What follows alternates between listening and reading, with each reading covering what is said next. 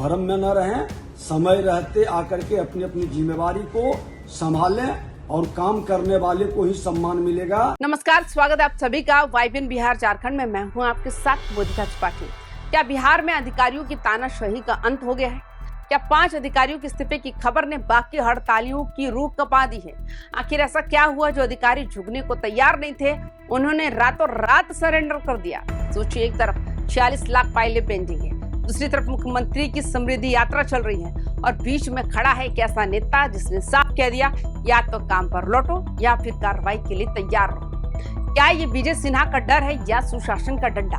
आज की इस विशेष रिपोर्ट में हम आपको बताएंगे कैसे 24 घंटे के भीतर बिहार के अंचलों में फिर से हलचल शुरू हो गई और क्यों कहा जा रहा है कि डर के आगे विजय सिन्हा है। वीडियो को आखिर तक देखिएगा क्योंकि आज की खबर सिस्टम में बैठे भ्रष्टाचारियों के लिए एक बहुत बड़ी चेतावनी है। बिहार के उप मुख्यमंत्री विजय कुमार सिन्हा की अपील का असर अब जमीनी स्तर पर दिखने लगा है। उन्होंने एक बड़ी लाइन खींची थी और अधिकारियों को सिर्फ 24 घंटे का अल्टीमेटम दिया था। नतीजा क्या हुआ?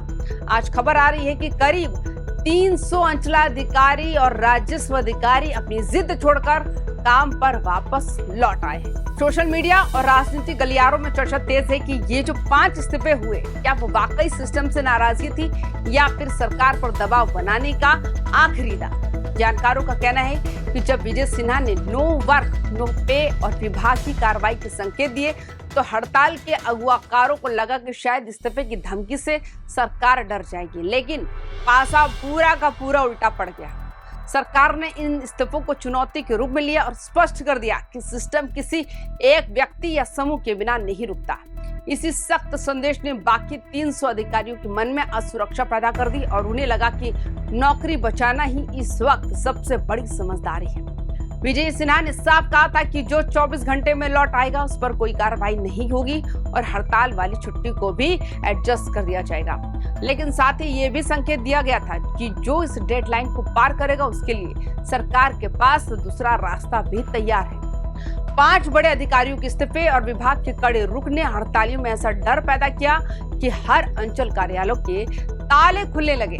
इस पूरी कहानी में सबसे बड़ा टर्निंग पॉइंट तब आया था जब 5 अधिकारियों के इस्तीफे की खबर जंगल की आग की तरफ फैल गई थी। इन इस्तीफों ने हड़ताली अधिकारियों के बीच ये संदेश दे दिया था कि अब सरकार वेट एंड वॉच के मूड में बिल्कुल नहीं। विजय सिन्हा ने साफ तौर पर इनके इस्तीफे मंजूर कर लिए थे। विजय सिन्हा ने साफ संकेत दे दिए थे कि अगर काम पर नहीं करेंगे तो आपके बिना काम चलाने के लिए सरकार के पास वैकल्पिक व्यवस्था तैयार है। इसी डर ने उन अधिकारियों को सोचने पर मजबूर कर दिया है कि जो सोच रहे थे वे सरकार को झुका लेंगे।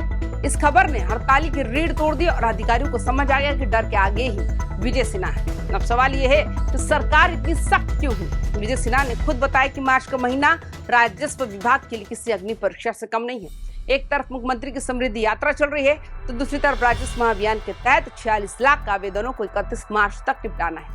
ऊपर से ई माफी अभियान का लक्ष्य भी सिर पर है। और सबसे बड़ा सवाल यह है कि क्या वापस लौटे ये 300 अधिकारी बचे हुए 15 दिनों में वो चमत्कार कर पाएंगे जो महीनों से लंबित है?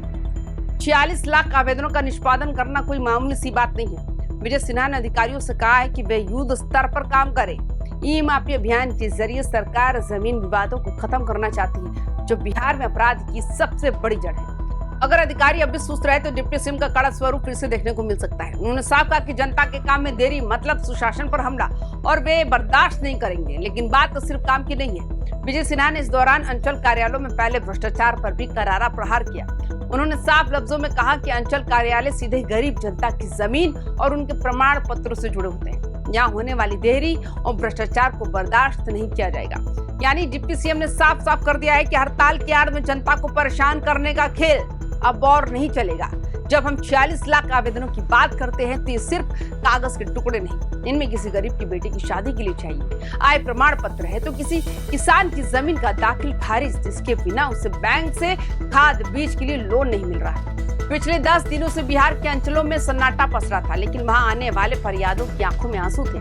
वृद्ध पेंशन के लिए भटकते बुजुर्ग को छात्रवृत्ति के लिए चक्कर काटते विद्यार्थी, इन सबकी दुआएं और बददुआएं भी इस सिस्टम के साथ जुड़ी हैं।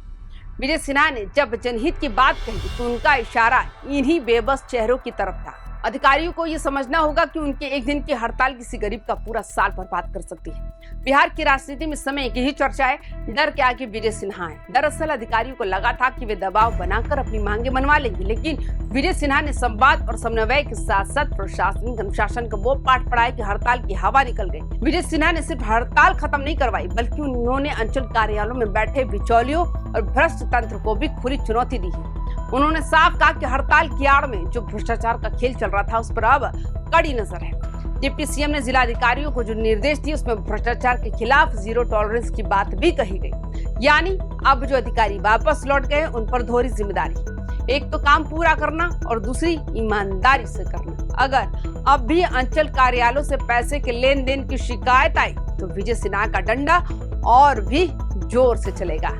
डिप्टी सीएम ने सभी जिला अधिकारियों को निर्देश दिया है कि जो अधिकारी लौट रहे हैं उन्हें तुरंत योगदान दिलाए, लेकिन साथ ही ये चेतावनी भी दी है, अगर काम में लापरवाही हुई तो कार्रवाई और भी सख्त होगी। ये विजय सिन्हा का वो कड़ा स्वरूप है जिसे देखकर अब सिस्टम में बैठे लोग समझ गए हैं कि सुशासन का मतलब सिर्फ बातें करना नहीं बल्कि परिणाम देना भी। बिहार में होने वाले 60% से ज्यादा अपराधों की जड़ जमीन विवाद है। मुख्यमंत्री नीतीश कुमार और विजय सिन्हा का ई मापी प्रोजेक्ट इसी कैंसर का इलाज है। अब मशीन से नापी होगी जिसमें ना कोई अमीन हेराफेरी कर पाएगा और ना ही कोई दबंग किसी की जमीन कब्जा पाएगा। लेकिन हड़ताल की वजह से ये प्रोजेक्ट ठप पड़ा था। अब जब अधिकारी वापस लौटे हैं तो उन पर यह दबाव है कि वे इस पारदर्शी तकनीक को जमीन पर उतारें। क्या ये अधिकारी बिना किसी सुविधा शुल्क के ई मापी होने देंगे? विजय सिन्हा की असली जीत तभी होगी जब आम आदमी को बिना घूस दिए अपनी जमीन की नापी की रसीद मिल जाएगी। अंत में विजय सिन्हा ने दोहराया कि सरकार जायज समस्याओं के लिए संवेदनशील है, लेकिन जवाबदेही सबसे ऊपर है। सरकार को उम्मीद है कि बचे हुए अधिकारी भी जल्द लौट आएंगे ताकि जनता के रुके हुए काम पूरे हो सके। तो दोस्तों, क्या आपको लगता है कि विजय सिन्हा के इस कड़े रुख से बिहार के अंचल कार्यालयों में भ्रष्टाचार कम होगा? क्या अधिकारियों का इस तरह हड़ताल खत्म करना सही फैसला है? अपनी राय कमेंट बॉक्स में जरूर लिखें। बिहार की हर बड़ी और अंदरूनी खबर के लिए YBN बिहार झारखंड को अभी सब्सक्राइब करें। जय हिंद, जय बिहार।